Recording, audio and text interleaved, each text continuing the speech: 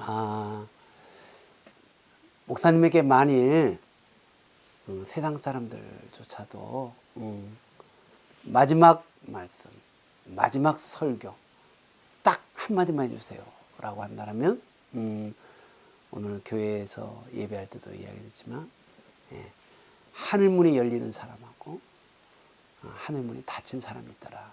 아니 더 정확히 말하면 하늘문이 열린 사람 그리고 하늘문이 있는지조차도 모르는 사람 그렇게 인생이 있더라. 그래서 그 인생들은 참으로 땅의 버러지처럼 지렁이처럼 땅만 쳐다보면서 그 땅의 권세, 땅의 돈, 그 땅의 어떤 쾌락들 이런 것들만 찾는 그런 사람들이 너무도 많더라. 아무리 뛰어나고 존귀한 사람일지라도.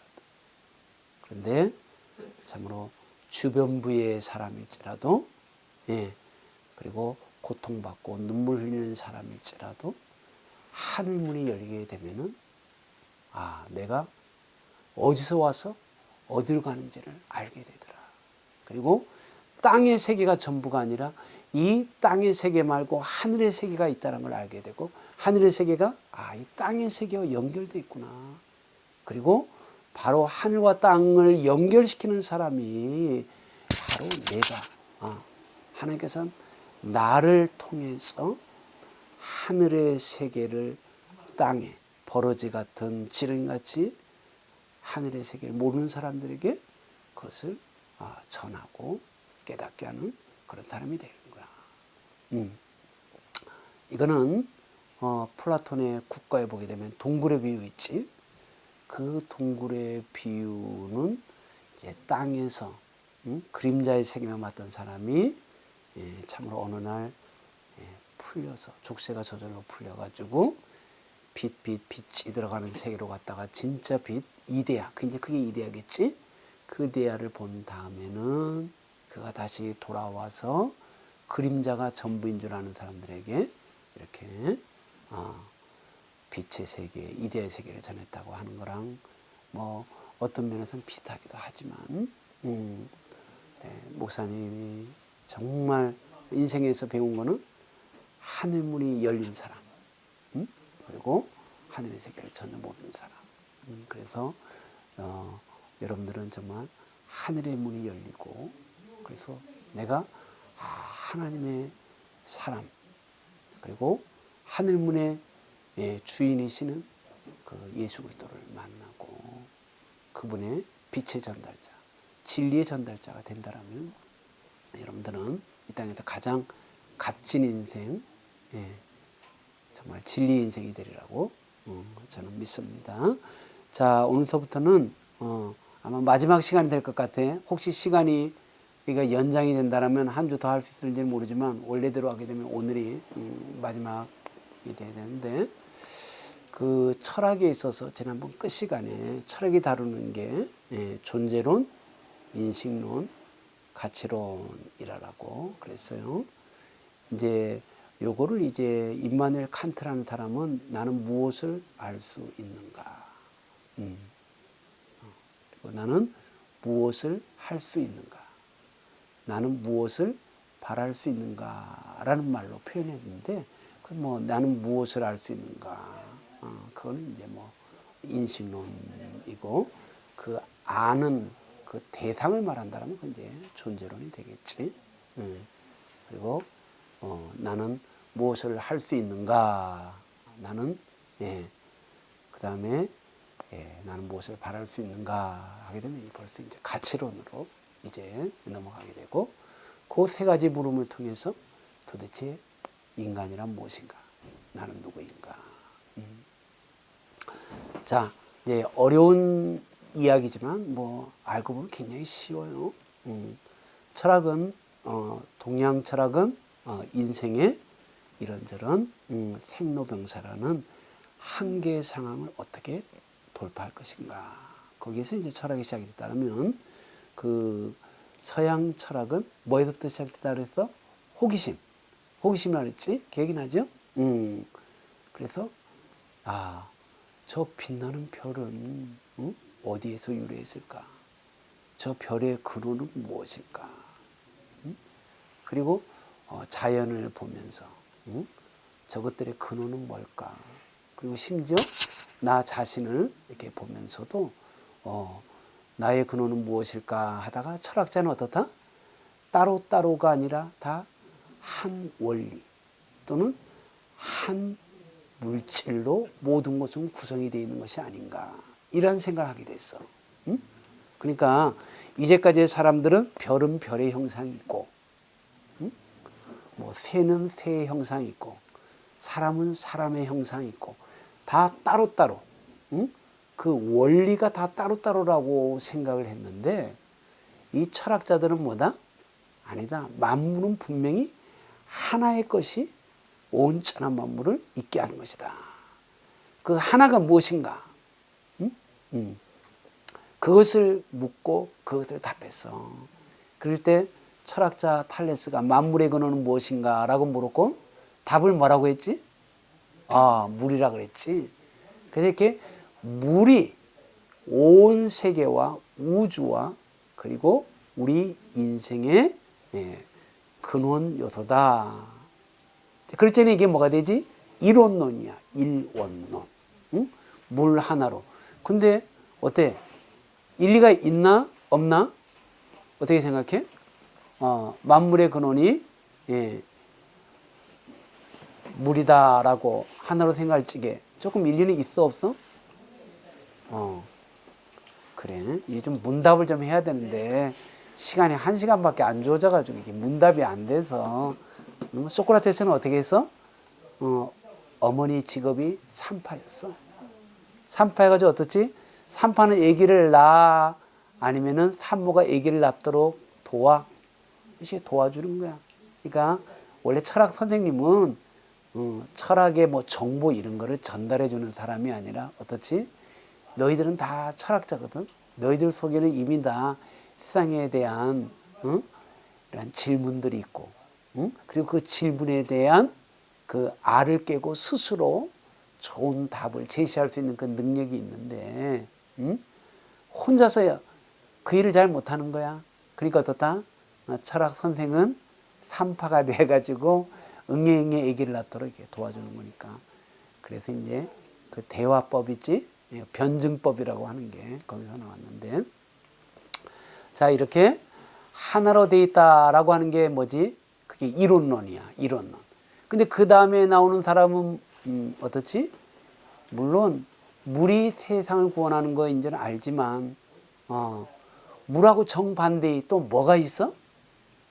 불이 있지. 불이 있어야 세상이 되어 있지 않느냐. 그래서 나는 물은 인정한다. 하지만 물과 함께 불 두 개가 세상의 아르케 본질이다. 근원이다. 그럴 적에는 이론론이야 뭐가 돼? 이럴 때는 이원론이 돼. 그래서 또 물, 불, 흙, 공기 하게 되면은 이론론, 다원론. 알겠지?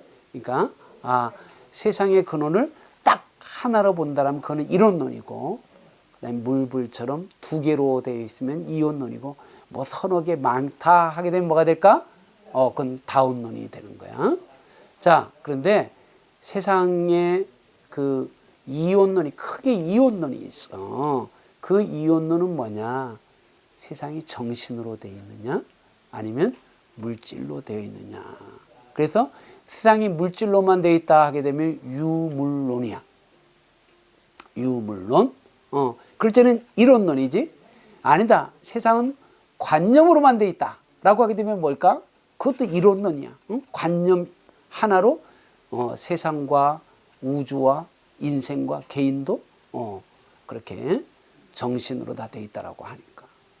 근데 또 어떤 사람은 세상은 말이야, 예를 들어 산이라든가 강이라든가 바다라든가 하늘은 그건 물질로 돼 있는 물질로 돼 있고, 그러나 사랑, 정의, 궁율, 친절 뭐 이런 것들은 뭐야? 관념으로 돼 있겠지 일단. 그럴 적에는 참으로 우리가 이 양자가 같이 있다라고 할 적에는 뭐가 된다? 이원론이 되는 거야. 다시 한번. 세상은 물질로만 돼 있다 하면 뭐다? 이론론이야.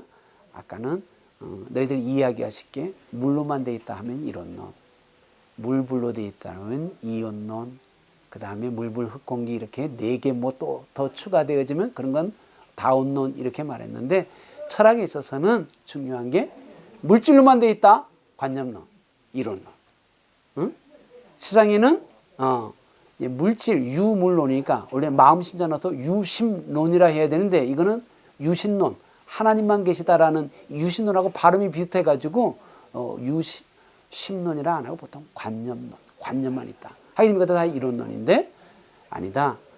관념도 있고 물질도 같이 있다 하게 되면 뭐다? 이원론. 응?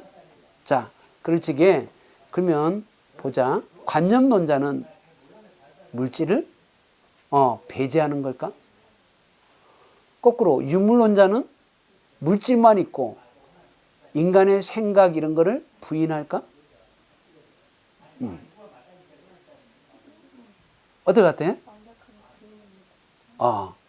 자, 이렇게 우리가 조금만 생각해 보면 유물론자들도 어떻다?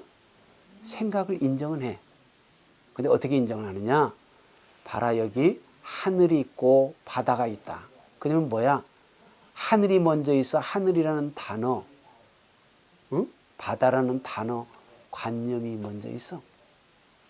하늘과 바다 이러한 사물이 먼저 있고, 그 다음에 그것을 인간이 이렇게 관념으로 이름을 붙이면서 이것은 나중에 파생하는 거다. 본질은 물질이고 파생적으로 이 관념이 나오기 때문에 오직 우리는 유물론이다. 무슨 말인지 알겠지? 그러면 거꾸로 봐봐. 자, 그거는 그렇게 좀 인정을 하겠지만, 우리 여기 의자 있잖아. 의자라는 물질이 먼저 있을까? 인간의 머릿속에 앉는 것이 있어야 사람이 더 편할 것 같다 해가지고 그 관념이 먼저 있었을까? 그렇지. 자, 책이 말이야. 물질이 먼저 있었을까? 관념이 먼저 있었을까? 그렇지. 그러니까 관념론도 물질을 부정하는 건 아니야. 그러나 뭐가 먼저 있었다? 이렇게 인간의 생각이 먼저 있었고, 그 생각이 바깥으로 드러난 게 뭐다? 물질이라는 거야. 그러니까 여기 목사님의 마이크라든가 너네들의 그러한 옷이라든가 이런 것들은 어때? 명백히 인간의 생각이 먼저 있었지? 그 다음에 인간의 생각이 바깥으로 도구화시켜서 만든 게 그러한 것들이지? 그러니까 이 사람들은 뭐다? 관념론. 자, 그래 되면 관념론이 맞아? 유물론이 맞아?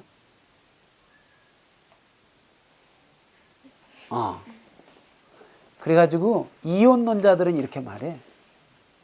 인간이 있기도 전에 먼저 생겨난 땅이니 하늘이니 바다니 그런 거는 뭐가 맞다?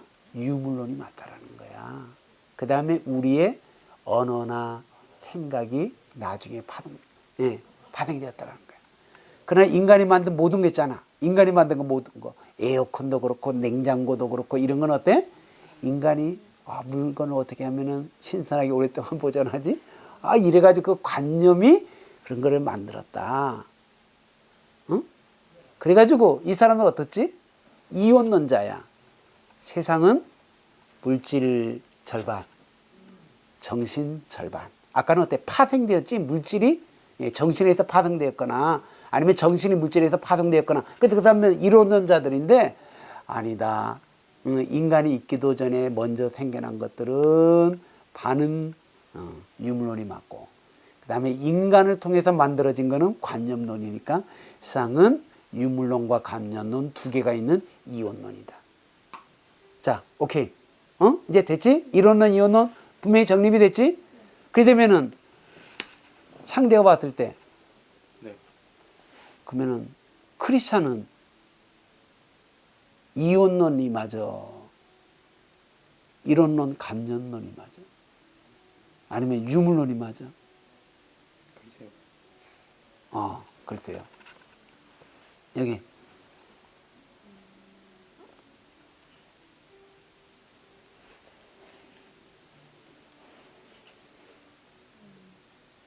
어떻게 하나님의 생각으로 만들어졌으니까 관념론이랄 수도 있고. 아멘. 와, 진짜 목사님이 말하고자 하는 게 그거였거든. 인간론으로 봤을 때는 인간의 입장에서는 인간 이전에 만들어진 것은 뭐다? 이게 유물론이 더 맞아.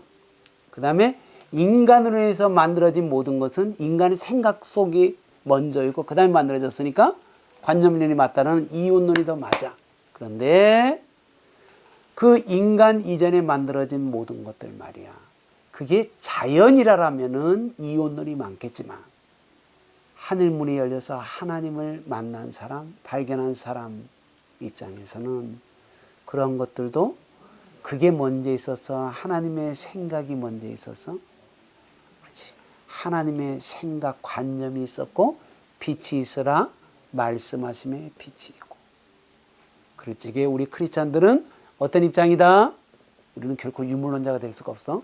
그 다음에 유물론 절반, 관념론 절반일 수가 없어. 우리는 온전히 뭐다? 관념론.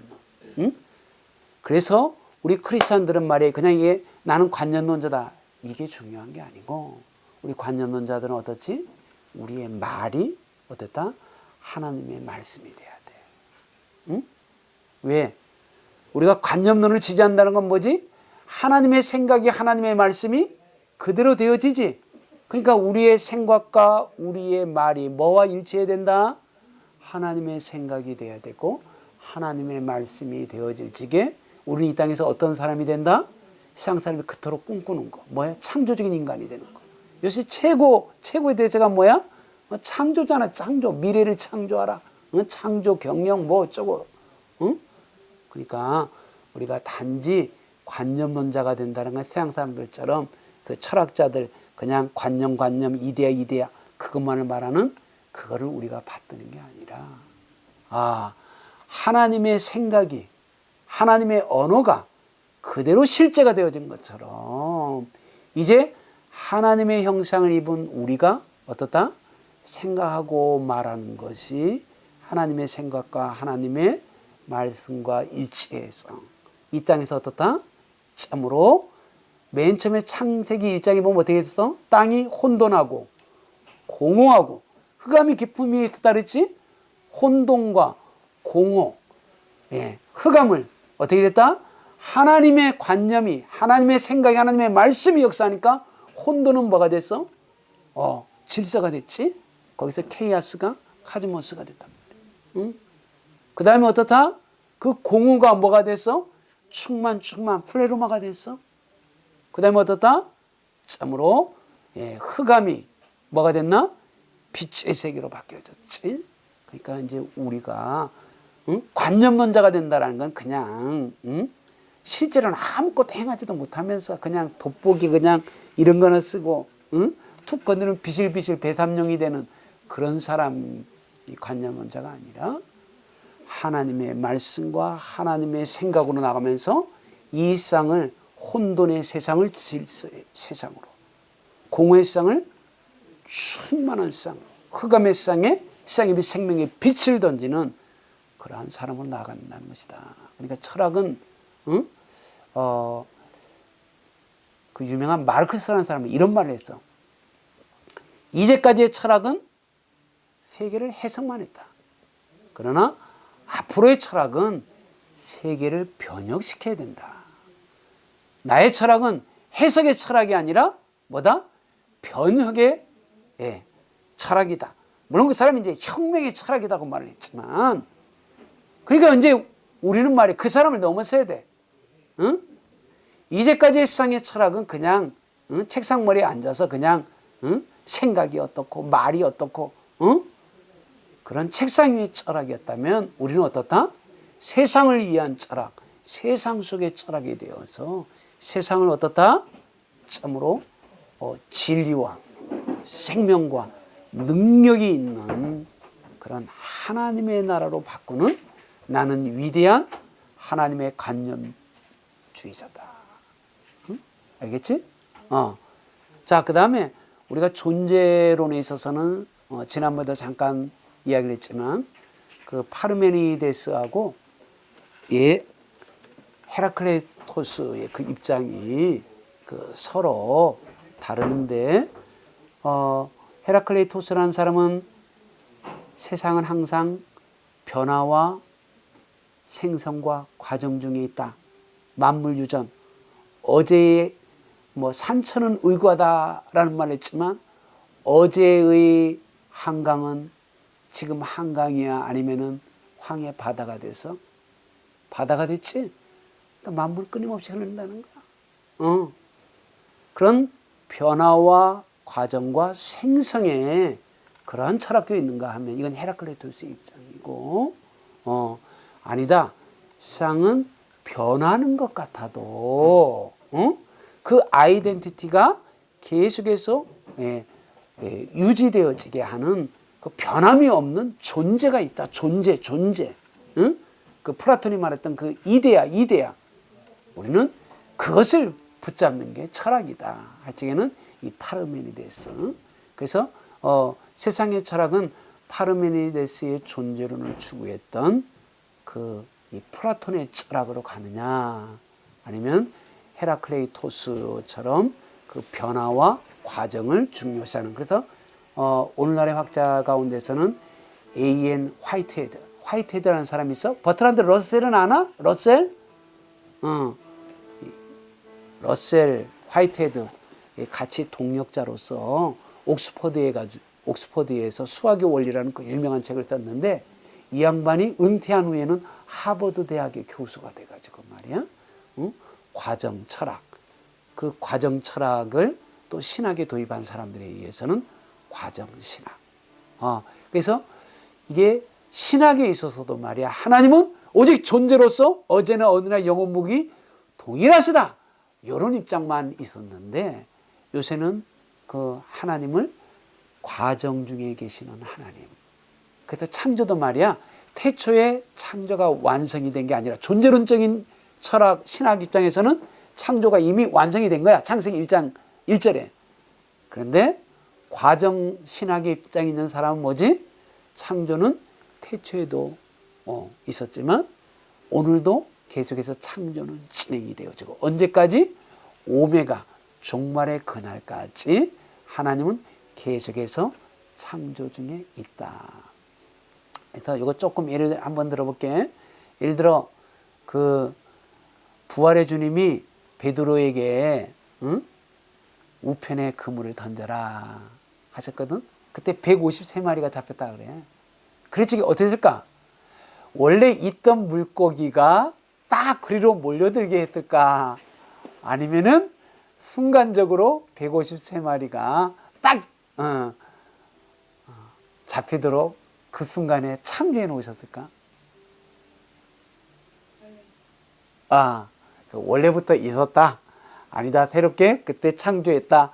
그게 쉽게 말하면은 철학으로 할 때는 과정으로 보느냐, 원래부터 존재하는 것으로 있느냐 이렇게 또 달라질 수가 있는 거야. 그러니까 이 과정 철학, 과정 신학도 성경을 보다 폭넓게 이렇게 이해할 수 있는. 그러니까 우리는 중요한 게 뭐다? 하나만 옳다는 아니야. 하나만 옳다가 아니라 존재로는 끊임없는 변화 속에서도 변치 아니하는 그 본질적인 그 에센스를 잡으려고 하는 게 이 존재론적인 입장이고, 그러나 이 그 과정 철학은 뭐다? 너무 그렇게만 일방적으로 도구마로 보지 말고, 어제의 나가 다르고 오늘의 나가 다르잖아. 우리 희은이 목사님이 어렸을 때 봤을 때는 아이고 그냥 삐쩍 마른 그 꼬맹이 아가씨였는데 지금 그냥 너무너무 이쁜 아가씨야. 그 다음에 또 조금 있어 봐봐. 이제 목사님이 영광스럽게 주례를 하고 딱 보면은 한 1년 지나면 뭐가 될까? 몸에 애기 엄마가 돼 있네. 그렇게 인생이 그렇게 하나님의 은혜 가운데서 과거의 나, 오늘의 나, 미래의 나가 이렇게 점점점 성장하고 성숙하면서도 그런 또 우리 정체성을 또 지켜가는 그런 것들이 이제 같이 있겠지. 자, 그리고 이제 존재론에 있어서는 말이야, 이제 제일 중요한 거는 뭐냐면은, 만물의 기호는 무엇일까? 여기서 출발해서 그 만물의 의미와 만물의 목적은 뭘까? 자, 목사님이 그래서 철학은 뭐다? 여기 꽃 한 송이를 보더라도 이 꽃만 보는 게 아니라 뭐부터 먼저 본다? 뿌리. 보이지 않는 뿌리, 줄기, 가지로부터 시작해서 그것들이 있어서 이 꽃이 있구나. 근데 이 뿌리만 보는 게 아니라 이 꽃이 어디까지 나간다? 열매 맺고 그 열매 속에 씨까지 있는 뭐야? 뿌리 처음부터 시작해서 열매 씨앗까지 그 한 현상을 통해서 끝까지 보는 거라 그랬지. 그렇다면 철학에 있어서 존재로는 어떨까? 예를 들어 너 자신을 알라라고 했을 적에 그 인간조차도 인간은 뿌리가 어딜까? 그러니까 우리 아버지겠지? 아버지의 아버지 할아버지겠지? 그럼 그분들의 아버지의 아버지의 아버지는 누굴까? 끊임없이 질문하게 됐지? 그러다 보니까 우리는 누가복음에 보게 되면은 아담의 위에는 누구라? 하나님이시라 이렇게 돼 있지. 마태복음은 아브라함과 다윗의 자손 예수 그리스도의 세계라 하면서 아브라함이 이삭을 낳고 이삭이 야곱을 낳고 이렇게 내려오는 건데 이방인에게서 누가복음을 보게 되면은 그 요셉 위에는 누구고 그 위에는 누구고 해가지고 맨 마지막에 아담이 나와. 그리고 그 아담 위에는 누구다? 하나님이시라라고 누가복음에는 그렇게 돼 있어. 그래서 온 인류의 아버지는 누구시다? 하나님이시다라고 그 뿌리가 우리가 하나님이시다라고 이렇게 되어 있어. 그리고 그 인생은 아까 목사님 서두에 하늘문이 열린 사람과 닫힌 사람, 아니 하늘문이 열린 사람과 하늘문이 있는지도 모르는 지렁이, 벌레같이 살아가는 그런 인생이 있다라고 이야기했지. 근데 하늘문이 열린 사람은 하늘에 계신 아버지. 그래서 우리가 목사님은 이제 참 아버님 어머님이 다 돌아가셨는데 지금 방금 말해서 돌아가셨다 그랬지. 돌아갔다는 건 뭐야? 어디에서 오셨다가 거리로 다시 돌아가는 거라 그랬지. 그러면 하나님으로부터 뿌리 내려서 왔다가 우리의 열매와 씨는 뭘까? 하나님께로 돌아가면서 그 씨가 뭘까? 우리의 자녀와 후손들로 이렇게 되는 거지. 그러니까 자 봐. 예를 들어서 시간과 공간 속에 있는 것만이 있고 시간과 공간 속에서 잡히지 않는 것은 우리가 없다라는 게 오늘날의 시대인데, 그럼 예를 들어서 목사님의 아빠 엄마, 그러니까 너희들로 봤을 때는 할아버지 할머니 시공간에 없으니까 없다 있다 없다 있다 너네들한테는 없다라고 할지 모르지만 목사님 입장에서는 목사님이 있음 자체가 누가 있었다라는 거예요. 그분들 돌아가셨어도 그분들이 계셨으니까 있는 거 아니야. 그래서 목사님은 나의 엄마 아빠가 있다라고 이야기할 수밖에 없지. 그리고 그것이 사실이고 너네들이 아무리 아이고 보이지도 않고 또 지금 무덤에 묻혀셔가지고 아무것도 없는데 없잖아요. 그래도 목사님이나 목사님과 같이 어르신 세대는 엄마 아빠가 다 돌아가셨어도 다 명백히 있지. 마찬가지로 보이지 않더라도 내가 있음을 통해서 부모님이 있다라는 것이 저절로 입증이 되어지는 것처럼 우리가 그거를 조금만 하나님과 연관시키면은 우리의 있음 자체는 뭘 보여준다? 하나님께서 우리를 창조하셨구나. 무슨 말인지 알겠지? 그걸 우리에게 확증하는 것이다. 그러니까 세상 사람들은 하나님이 안 보이니까 하나님 없다야. 하지만 우리는 내가 하나님을 믿고 하나님을 사랑하여 하나님의 자녀가 되었다는 것 자체가 뭐다? 하나님의 살아계심을 스스로 입증을 해주는 거다. 그러므로 우리는 하나님이 계신다. 그래서 이 존재론을 형이상학이라고도 해. 왜 형이상학이라고 하냐면은 형이 뭐야? 이 물질이 있는 거를 형태가 있다라고 하지. 그런데 상이라는 건 뭐냐면은 그 물질 위에 있는 게 뭐냐. 응? 그래서 이제 철학을 하다 보면 우스갯소리가 있어. 허리상학, 허리하학 이런 말을 해. 허리상학은 뭐야? 머리고, 허리하학은 프로이드나 뭐 이런 사람들의 그러한 이야기다라고 이제 우스갯소리가 있는데, 형이상학은 뭐다? 이 형태의 모든 위에는 뭐가 있다?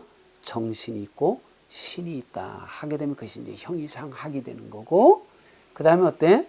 그 형이하학이 되면 뭘까? 그게 이제 물리학을 비롯해 가지고 우리가 접하는 그러한 세상의 학문이 이렇게 되어지겠어. 그리고 나는 누구인가? 이 질문은 인간은 무엇인가? 나는 누구인가? 그 존재론에서 중요한 질문이지만 그 나는 누구인가를 질문하다 보면 반드시 어떤 질문이다? 나를 있게 한 건 뭘까? 해서 우리가 하나님을 이야기하는 순간 우리는 어디로 넘어간다? 신은 어떤 분이신가? 라는 인간론의 존재론적인 질문은 어디로까지 넘어간다? 신론. 하나님은 어떤 분이신가? 라는 것으로 넘어갈지게. 하나님에 대해서는 여러 가지가 있지만 철학적으로는 반드시 이거 하나는 기억해야 돼. 뭐지? 나는 알파와 오메가, 처음과 나중, 시작과 끝이다. 와, 우리 철학을 할 적에 뭘 배웠지? 이 꽃이라는 현상을 볼 적에도 시작이 뿌리부터 시작해서 그 마지막 열매와 씨까지 나갔지. 그럴 때 철학은 뭐야? 알파와 오메가, 처음과 나중, 시작과 끝, 그 과정까지가 뭘까 할 적에 진짜 철학의 이 시작, 철학의 끝, 그리고 철학의 질문, 철학에 대한 답변은 뭘까? 알파, 오메가, 처음과 나중, 시작과 끝인데 하나님은 뭐라 그랬어? 창세기에서는 나는 시작의 하나님이시다. 요한계시록에서는 나는 그 시작의 하나님이었던 그 하나님이 지금 이 끝의 하나님과 동일한 하나님이다. 그러니까 우리가 이 존재론만 알아도 나머지는 인식론이니 가치론이 다 저절로. 자, 그럼 이제 인식론으로 넘어가자. 이게 자꾸 성경하고 이렇게 딱 결합시켜서 생각하면 너희들의 그 생각의 지평이 확 넓어져.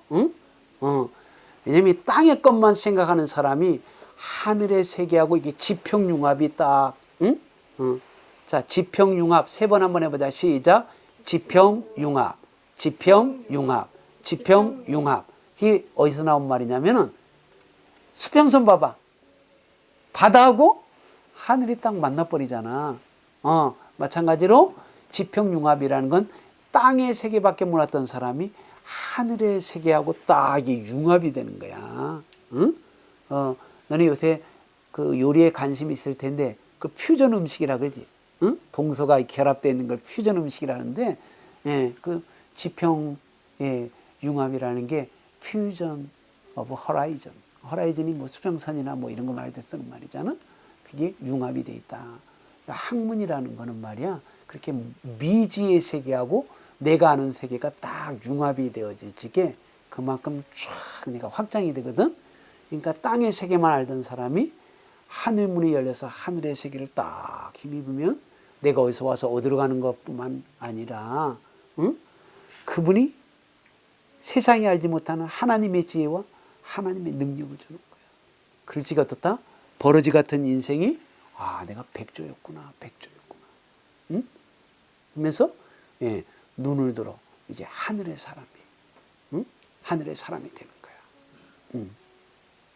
자, 우리가 인식론에 있어서는 말이야, 우리가 경험론하고 합리론이 있다는 거야. 예를 들어서 목사님이 희은이를 알아. 그 다음에 초은이를 알아. 하지만 예를 들어 미국에 있는 사람은 희은이하고 참으로 초은이를 알까? 모르지. 경험을 해야만 안단 말이야. 그걸 뭐라고 한다? 경험론이라고 하는 거야. 경험을 해야만 안다.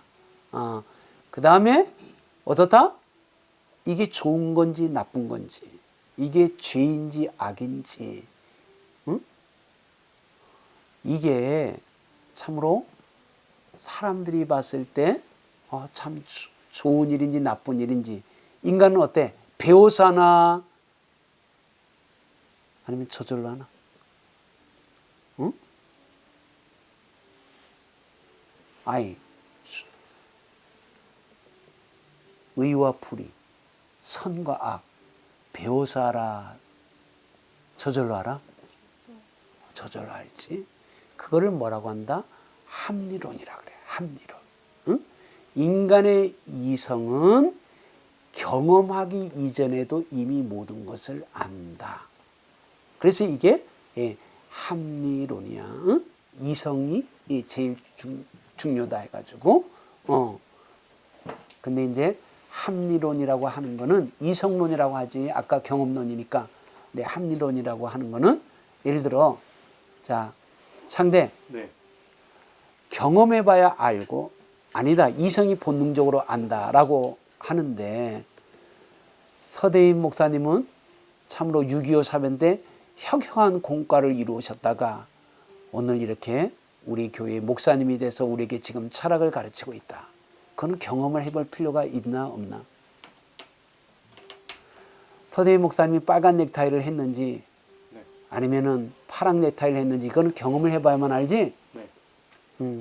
하지만 서대인 목사님이 6.25 사변 때 혁혁한 공과를 거두었다가 지금 우리 교회 목사님이 돼가지고 지금 철학을 가르치고 있다. 이거는 경험을 할 필요가 있다 없다? 그럼 어떻게 이것이 참인지 거짓인지 알아?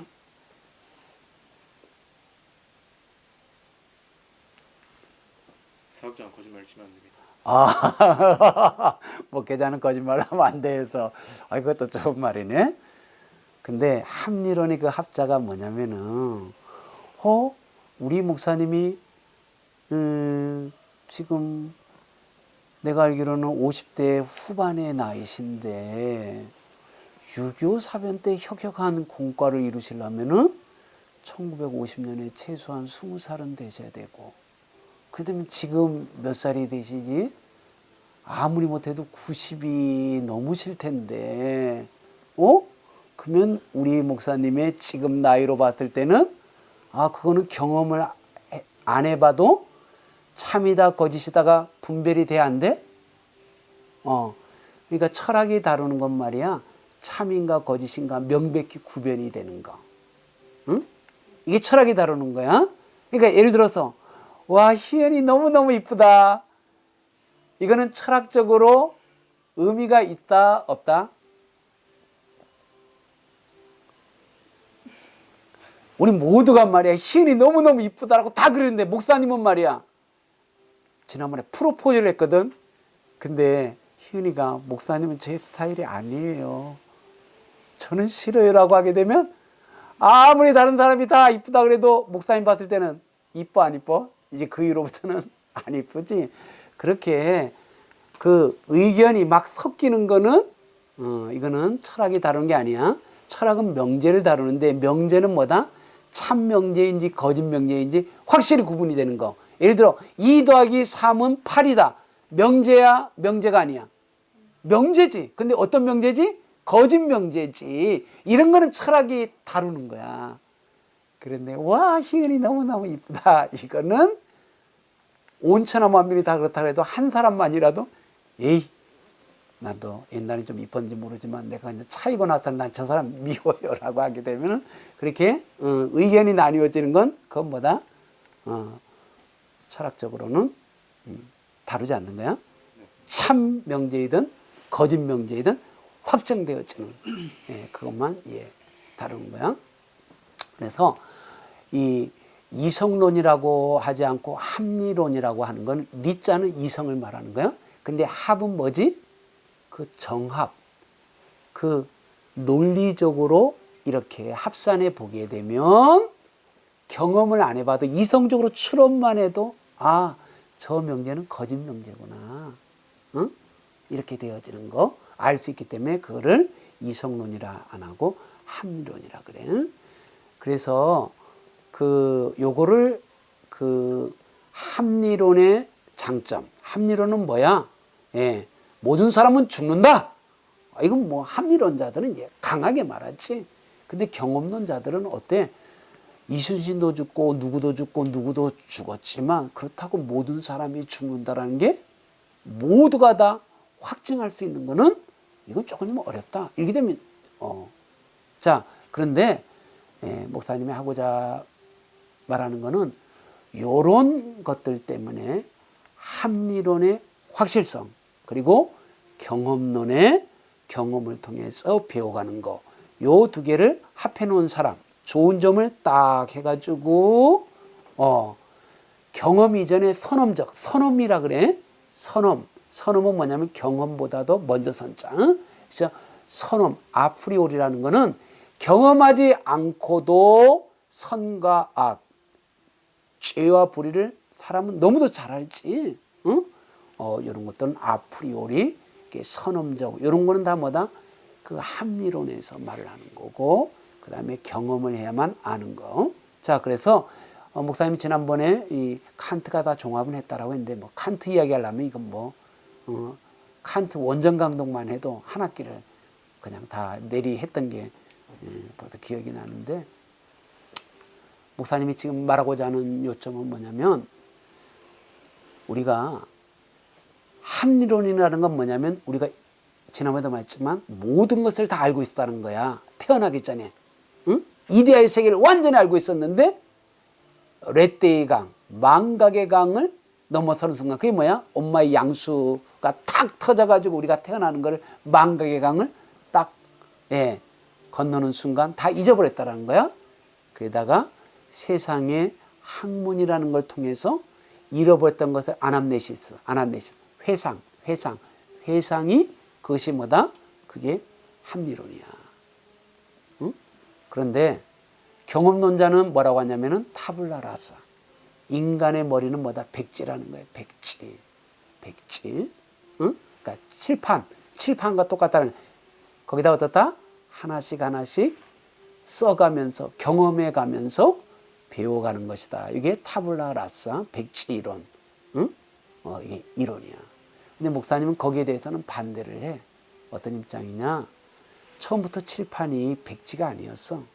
여기에 하나님에 대한 세계, 하나님이 인간을 사랑하심, 그리고 하나님의 계획과 경륜이 있었는데 인간이 의도적으로 다 지워버렸어. 응?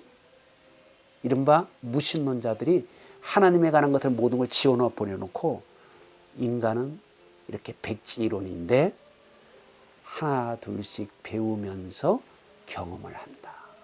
근데 그 경험은 다 뭐야? 하나님에 관한 거는 경험을 시키나 안 시키나? 절대 안 시켜. 그냥 땅의 세계, 물질의 세계만을 가르쳐.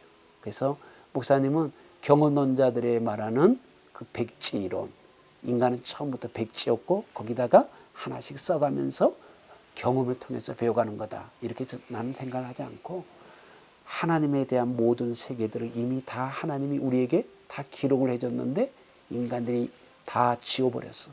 그러니까 딱 잘 모르고 보면 뭐야? 진짜 백지 같아. 응? 그리고 거기에서 꼭 인간의 그런 생각과 물질 세계만 딱 이렇게 경험을 시키는 것이다 라고 목사님은 사실 반박을 하고 싶고, 네. 이 인식론에 있어서는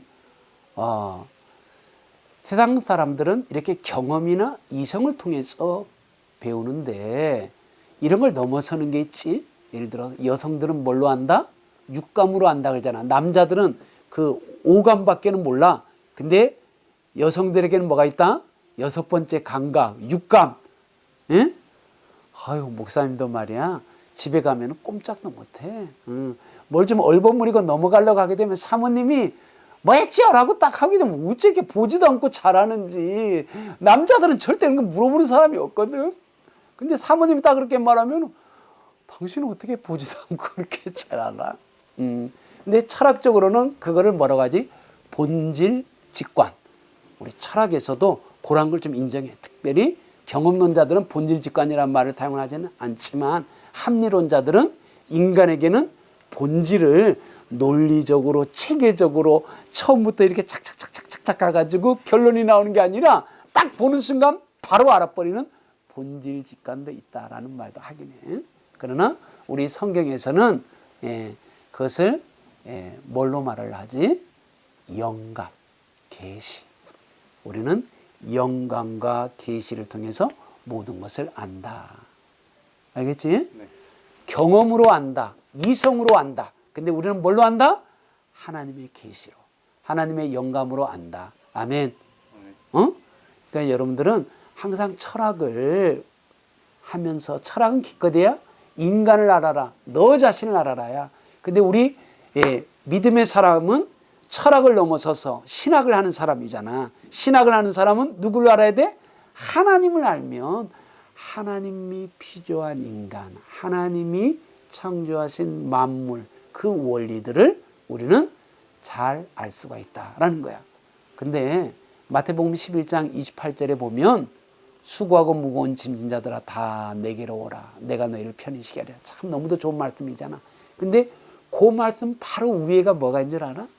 하나님께서 이 놀라운 세계, 그리고 이 신비한 세계를 세상의 지혜롭고 똑똑한 사람들에게는 감추시고 보잘것없는 어린아이들에게는 가르쳐 주시니 감사합니다 라는 말이 나와. 그러니까 뭐다? 세상의 지혜와 지식으로는 하나님의 비밀과 하나님의 계시를 안다 모른다? 모르는 거야. 그러니까 아무리 세상에서는 대학교 교수고 과학자고 교양 있는 사람이고 책을 많이 읽어서 뭔가를 아는 것 같지만 그들은 뭐를 모른다? 하나님의 세계. 응? 그리고 하나님이 창조자가 되시고 예수 그리스도가 구원자가 되셔서 우리가 원래부터 영광된 하나님의 형상이라는 것. 그리고 하나님의 지혜와 하나님의 능력을 힘입어서 이 땅에서 하나님으로 살아가는 것. 이거를 그들은 전혀 모른다는 거. 응? 그래서 건축자들의 버린 돌이 모퉁이의 머릿돌이 됐다. 원어를 보게 되면 건축자들, 세상의 전문가들이 이건 정말 쓸데없는 돌이다라고 버렸는데 하나님은 그 돌을 뭐다? 모퉁이 돌로 머릿돌로 한다는 거야. 그러니까 우리가 지금은 이 광주 참 서울이라든가 미국의 뉴욕이나 영국의 런던이나 이런 사람이 봤을 때는 완전 촌동네에 사는 사람일지 몰라도 우리가 하나님의 지혜와 계시의 영을 의지하게 되면 세상 사람들이 전혀 알지 못하는 우리는 하늘의 세계를 알 뿐만 아니라 그 하나님은 참으로 하나님을 아는 자에게 여호와를 경외하는 것이 지혜와 지식의 근본이라 해서 우리에게 지혜 주시고 능력 주셔서 고린도전서에 나오는 것처럼 하나님께서는 세상의 약한 자를 통해서 세상의 강한 자들을 부끄럽게 하시고 세상에서 참으로 무지한 자를 통해서 세상의 유식한 사람들을 부끄럽게 하시는 그러한 하나님이심을 여러분들 꼭 보여주기를 축복합니다. 자, 그 다음에 이제 이 존재론 인식론, 그러니까 존재, 나는 누구인가? 이제 여기서부터 출발한다 그랬지? 만물의 근원은 무엇일까? 여기서 출발을 했다가 그러면 그걸 어떻게 알 수 있는가? 이게 인식론이야. 인식론은 그걸 이제 어떻게 알 수 있는가? 나를 어떻게 알 수 있는가? 세계를 어떻게 알 수 있는가? 그럼 뭐 경험으로 안다. 이성으로 안다. 이제 이게 경험론. 그 다음에 합리론이겠지. 그 다음에 이제 진리란 무엇인가 또 나오겠지만 중요한 건 뭐다? 그런 존재를 인식한 자가 이제 어떻게 살아야 되느냐? 어떻게 살아가야 되느냐? 자, 그럼 우리가 잠깐의 것을 위해서 살아야 될까? 아니면 영원한 것을 위해서 살아야 될까? 소중한 것을 위해서 살아야 될까? 하찮은 것을 위해서 살아야 될까? 생명 가치를 위해서 살아야 될까? 물질 가치를 위해서 살아야 될까? 그게 뭐다? 그게 가치론이야. 그게 가치론이야. 그래서 이렇게 아예 철학은 존재론, 인식론, 가치론으로 나뉘어서 이렇게 세계를 우리가 이해하고 설명하고 그리고 세상을 우리가 변화시키는 그런 쪽으로 나누기도 하고 존재론 인식론은 똑같아. 응? 존재론 인식론은 똑같다가 그 가치론에 있어서 우리가 최고의 가치라고 생각하는 게 뭐가 있을까? 보통 세상에서 그래도 최고 가치는 뭐라고 생각하지? 희연아? 미스 코리아 할 적에 그 세 사람 뽑잖아. 진, 선, 미. 맞지? 이게 진선미단 말이야. 그래서 일단 우리가 진리는 뭐지? 존재론 인식론에서 이미 다루었기 때문에 가치론에 있어서는 뭐를 다룬다? 무엇이 선인가, 악인가? 무엇이 미인가, 추인가? 해서 요 선과 악을 다루는 거는 윤리학으로 다루고, 그 다음에 미와 추는 뭐로 다룬다? 미학이라는 거에서 다루. 그래서 존재론, 인식론, 가치론으로 이렇게 설명하는 철학책도 있는가 하면 어떤 책은 존재론, 인식론 다음에 윤리학, 미학 이렇게 다루는 책이 있고, 또 어떤 책은 아예 그 윤리학, 미학 말고도 정치, 철학, 그 다음에 역사, 철학, 각 분야의 철학을 다 이렇게 집중으로 다루는 건 다 이 가치론에서 볼 수가 있어. 그러나 우리는 진선미가 최고의 가치라고 생각하지 않아. 물론 그것도 정말 최고의 가치야. 그러나 더 높은 가치가 있어. 뭘까? 거룩함. 진선미, 성, 거룩할 성. 성이 있겠지. 그래서 우리는 그 거룩함으로 나아갈 적에는 뭐가 될까? 윤리학, 미학이 아니라 그는 종교학, 종교 철학이 되겠지. 종교 철학. 자, 그럴 적에 우리는 사람들은 대부분 돈을 좋아하잖아. 근데 하나님은 뭐라고 하셨지? 사람이 떡으로만 살 것이 아니라 하나님 입에서 나오는 말씀으로 살 것이다. 예를 들어 이거는 뭐야? 사람들은 물질 가치를 중요시하지만 우리는 뭐다? 진리의 가치, 또 생명의 가치를 더 중요히 여긴다라는 거야. 예를 들어 요한일서에 보면 이런 말이 있지. 세상도 그 정욕도 다 지나가되 하나님의 뜻을 행하는 자는 영원히 거하느니라. 아까 어때? 가치에 있어서 잠시 잠깐의 것을 잡아야 돼? 아니면 오래가는 거, 영원한 것을 붙잡아야 돼? 영원한 것을 붙잡아야 된다 그랬지? 그렇다면 세상도 잠시 잠깐이라는 거야. 그리고 그 세상에 욕망하는 우리의 정욕도 잠시 잠깐이라는 거야. 그러나 하나님의 뜻을 행하는 이는 영원히 거하느니라 한다라면 우리는 영혼을 붙잡아야 되고, 그 영혼은 어디에서 온다? 하나님의 뜻에서 오기 때문에 그 하나님의 뜻을 행하는 그러한 영원함에다가 우리는 가치를 둬야 된다.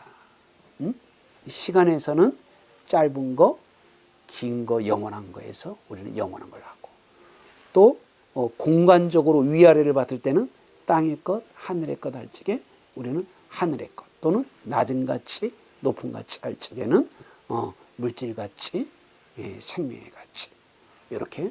그리고 이제 예를 들어 이런 것도 있지. 모든 인생은 풀이요, 그의 영광은 들의 풀의 꽃과 같으니.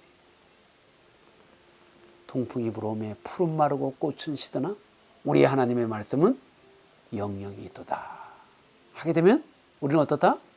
그렇구나. 인생은 풀과 같은 존재고, 아무리 그 영광이 빛날 때도 뭐다? 풀의 꽃의 풀과 같지만. 우리 들었나 혹시? 권불 10년, 화무 11홍. 화무 11홍이라는 말은 뭐냐면 꽃 화자야. 없을 무자. 화무, 꽃은 없다라는 거야. 11홍, 10일밖에는 불지 못하다라는 거야. 권불 10년. 권세는 아무리 길어봤자 얼마 간다? 10년밖에 못 간다라는 거야. 근데 우리 하나님의 말씀은 영원토록 있도다 라고 한다면 우리는 꽃의 잠깐의 아름다움, 권세의 10년밖에 못 가는 것이 아니라 우리는 영원한 하나님의 말씀을 예를 들어 붙잡겠다라는 거예요. 자, 지금 시간이 어떻게 됐어요?